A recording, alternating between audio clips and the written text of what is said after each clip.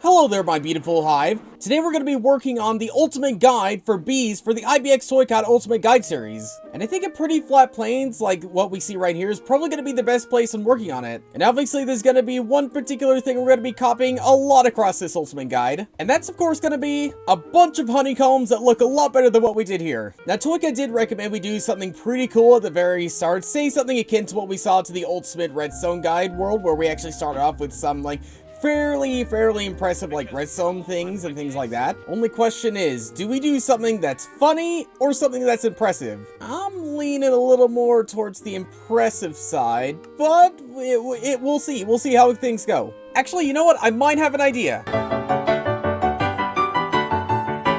So that thing I thought I had, I didn't have it. But what we do have is a nice little hive we could actually start off with, and potentially something else we could add maybe in the back for spectacle-wise to start things off in this guide world. Maybe there's more things we could do inside here, but for now we can start moving on with the actual guide part right after I do my research. So as it turns out, bees have a lot more going for them than I originally thought. And I shall explain after we start working on this path we're going to be going down, which will not be made out of yellow terracotta because blending that color with the same color as that just might not look that good. Let's just start off by replacing this with some grass that was already here, and then maybe replace it with a very rough path of like path blocks and maybe a bit of oak here and there. And actually, now I'm seeing something else. Yeah, I can't make up my mind at all, can I? Make a decision, or pick something. But what if we were to orientate these about 45 degrees in a different direction? And that's by having this, honeycombs across this way, honeycombs up there, up across there, down here, and then back around here. Fantastic idea. We'll do all that later. Let's actually work on the guide part of this guide world, because I'm sure many people know how they actually get honey and bees and things like that, but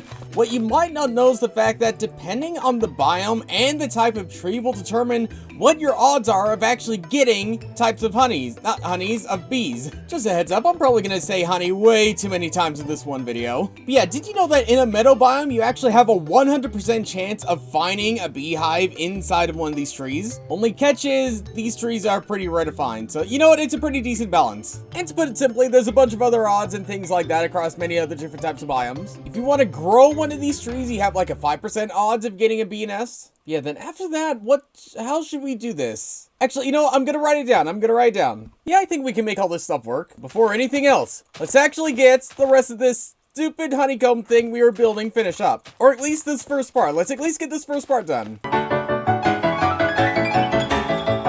Now that is what I'm talking about. And while working on this, I actually have an idea for that cool thing at the beginning. All I need is a few of these, a little bit of this. And now by the push of a button, we should have a very cool and very welcoming ultimate bee guide. Oh, that is so satisfying. That is so cool. Now I do have to reset it manually, but you know what? There's pros and cons to this thing. But anyways, back onto the actual guide part of this bee guide. We gotta show how to craft the beehive. Okay, that should be easy enough. A beehive can be crafted using any planks and honeycomb. Simple, straightforward. Let's move on. Actually, maybe we could add the breeding part of bees here too. It's still wild that you could actually leash a bee. That's still insane to think about. Like, can you imagine just one day just seeing some guy taking his bee out for a walk or a fly or whatever you call it at that point? It's just wild to think about, honestly. But alright, next step is all about the day-night cycle, and I'm considering trying to build like another small like beehive up here. Something like a daily routine about how bees go about their day.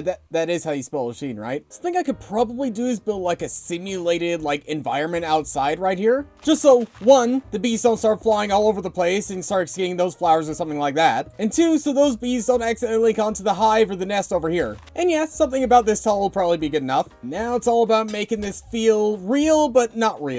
Or, as the intelligent people in the audience might say, an artificial environment for bees. The nice little tree right there. We're gonna need a few flowers all over the place. And then, of course, the nest itself. And don't you dare link onto this. If you link onto this, you know where your bees are heading to. Come on, please. Please. Okay. Okay, I think we're good. Is that your home? Is that your home? Only one way to really find out. Please tell me. Please tell me. All you go in there. Thank you very much. Thank you very much. And I think from here, all I gotta do is like set up a way on getting in and out, because I'd imagine Toycat would want to go inside this one like artificial bee environment. So let's hop ourselves in here, learn about bees. Oh, hey, they get some pollen, they take it back to their nest, and during night, they stay inside their beehive or bee nest. Perfect, simple, straightforward, and you can get out pretty easily. And I'm considering building another one of these, like pretty much, I don't know, maybe right here or maybe in this one over here, just to show like how pollen can actually make plants grow a whole lot faster or something like that. And the thing I mentioned I just do, I did it. We got a good number of pollinated bees, so all we gotta do, put a whole bunch of crops down here, and then they'll gradually start growing them up with all that pollen. Perfect. Flawless. Move on to the next bit now. Which actually I've already done everything on this list, so maybe I could go over like all the unique things you can get from bees. Which, unless I'm forgetting something, this is pretty much it. But first things first, we gotta extend these walls just a little bit. Alright, hopefully something like this should be enough room to finish up the guide world for bees. Also, I did kind of mildly miss out the beehive and the bee nest when listing off all the honey related things, but you know what, I don't think many people will be mad about that, because it is still covered in some extent in the early part of the guide. Ooh, but actually, before we jump into the honey related things, there's something else I want to add at the start.